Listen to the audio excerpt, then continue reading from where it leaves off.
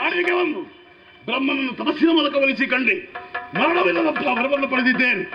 ಯೋನಿಜರಿಂದ ನಿನಗೆ ಮರಣ, ಇದು ಬ್ರಹ್ಮದೇವ ಆಡಿದಂತಹ ಮಾತು. ಹಾಗಾದ್ರೆ ಮರಣದ ಭೀತಿ ನನಗಿಲ್ಲ. 14 ಲೋಕದಲ್ಲಿ ಮಹಿಷ ಏನೆಂಬುದನ್ನು ನಾನು ತೋರಿಸಿಕೊಡ್ತೇನೆ.